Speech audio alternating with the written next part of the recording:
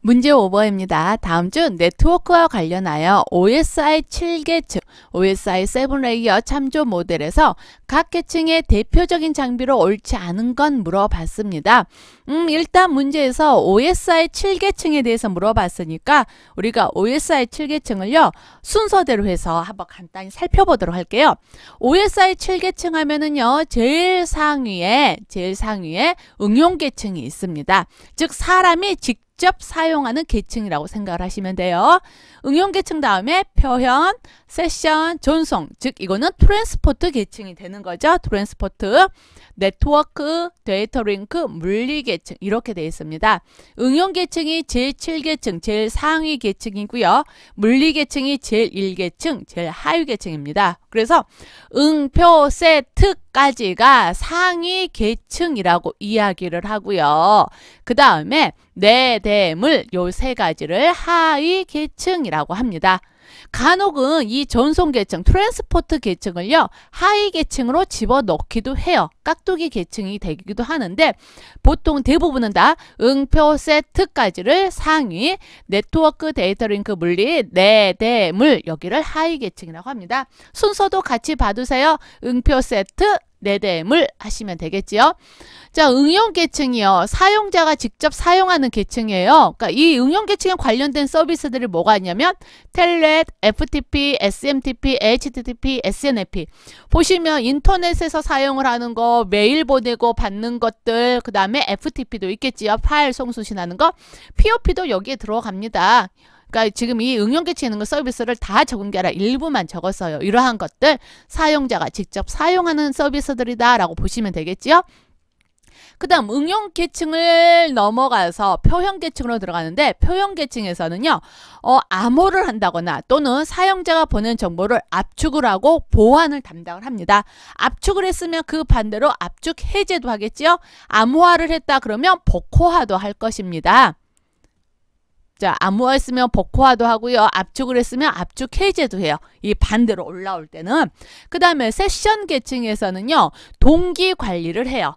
즉 상대방과 내가 통신을 할 상대방과 계속적으로 연결을 시켜주는 거예요. 그래서 원활한 종료를 할 수 있게끔 만들어주기도 하고요. 그러니까 가끔 가다가 이런 경우 있으신가요? 인터넷을 사용을 하다가요. 인터넷 사용하다가 갑자기 인터넷이 응답 없어하고 갑자기 인터넷이 멈췄어요. 그래서 작업관리자에서 그냥 강제로 작업 종료하죠. 작업 끝내기 합니다. 작업 끝내기를 한 후에 작업 끝내기로 강제 종료했어요. 그리고 나서 다시 인터넷 실행을 시켰어요. 인터넷 실행시켰더니 뭐라고 메시지 뜨냐면 마지막 세션이 예기치 않게 종료되었습니다. 그거를 복원하시겠습니까? 뭐 이렇게 메시지 뜨는 거 보셨나요? 그게 뭐예요? 이 세션 계층이 담당하는 일이에요. 원활한 종료가 되도록 관리를 해주는데 원활하게 정상적으로 종료가 안 되어 있다 그러면은 요즘은 인터넷 인터넷 익스플로러 버전에서 그런 메시지도 띄워주더라고요. 아무튼 그러고 그 다음에 전송 계층, 트랜스포트 계층입니다. 이 트랜스포트는요. 발신자대부터 목적지까지의 전달에 대한 책임을 져요. 그래서 누구서부터 누구에게까지 정확하게 전달을 하게끔 해줍니다. 네트워크 계층은요. 라우팅이 뭐냐? 바로 경로 설정이에요. 최적의 경로를 설정을 합니다. 데이터 링크는요. 노드 간의 데이터를 전달을 해요. 전송 계층은 발신자대 목적지까지 이러한 데이터 전달을 합니다. 데이터 링크는요. 노드 간의 데이터를 전달을 해줘요. 그래서 신뢰성을 제어를 합니다. 물리 계층은요. 기계적이고 정기적이고 기능적이고 절차적인 특성 가지고 있어요. 즉 이제 어떤 거냐면 한번 봐볼게요. 내가 내 컴퓨터에서 메일을 하나 썼다라고 봐요. 그럼 메일 쓴 거는 뭐예요? 바로 SMTP로 해서 HTTP 인터넷 들어가서 SMTP로 메일을 썼지요. 보내기 단추를 띵 눌렀습니다. 자, 메일 보내기 했어요. 그러면 이제 사용자는 그냥 보내기 하고 끝냈지만 이 컴퓨터 내부에서는 어떠한 일이 발생을 할 거냐? 컴퓨터 내부에서는 사용자가 보낸 메일을 컴퓨터가 이해할 수 있게끔 변환도 할 것이고요. 다른 사람들이 알아보면 안 되니까 암호화도 합니다. 용량이 너무 크면 안 되니까 압축도 시켜요. 그러겠죠? 자, 그리고 나서 이 메일을 누구한테 보낼 것인지 그 받는 사람 있잖아요. 받는 사람 주소 확인을 하겠죠. 받는 사람 주소를 확인해서 그 사람의 서버까지 연결을 해줍니다. 동기화를 해줘요. 즉 세션 관리를 해주는 겁니다. 자, 그리고 나서 내가 내 컴퓨터에서 보냈잖아요. 그러면 상대방 컴퓨터까지 이것이 정상적으로 잘 전송이 돼야 되겠지요. 내 컴퓨터에서 어머나 왜 넘어갔냐? 내 컴퓨터에서 상대방 컴퓨터까지 정확하게 데이터가 전달이 될 수 있도록 여기에 대한 책임을 지는 게 바로 전송 계층이 합니다. 그런데요, 내 컴퓨터에서 상대방 컴퓨터까지 가려고 하다 보니까 문제는 뭐냐면 경로가 굉장히 많다라는 거죠. 자, 내 컴퓨터하고요, 우리 뭐 집 근처, 아파트 근처에 걔네들 관리망이 하나 있을 것이고, 또 얘네들이 모여서 어떤 통신사 서버에 들어갈 겁니다. 그리고 이 통신사 서버들도 이리저리 또 다른 통신사 서버랑 연결이 되어 있을 거고, 또 얘네들도 다른 통신사 서버들도 다른 동네까지, 그리고 그 동네에서도 이리저리 뻗어져 나갔겠죠. 즉 보시면 길이요, 어마어마하게 많은 길이 발생을 할 겁니다. 서로 다 연결이 되어 있을 거니까. 그러겠죠? 아, 그러면 내가 여기서 상대방까지 메일을 보내는데 어떤 경로로 가는 것이 제일 좋겠다라는 거 생각을 해봐야 될 거 아니에요. 어떤 경로로 가는 것이 가장 최적이겠다.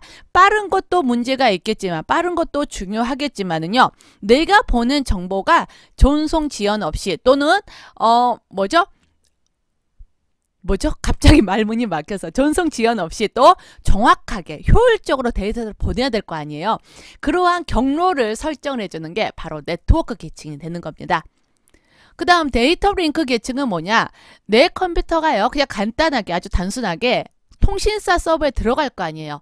내가 A라는 통신사, 뭐 그냥 아예 SKT라는 통신사 쓴다. 상대방은 U+를 쓴다. 또는 KT를 쓴다 할 수도 있잖아요.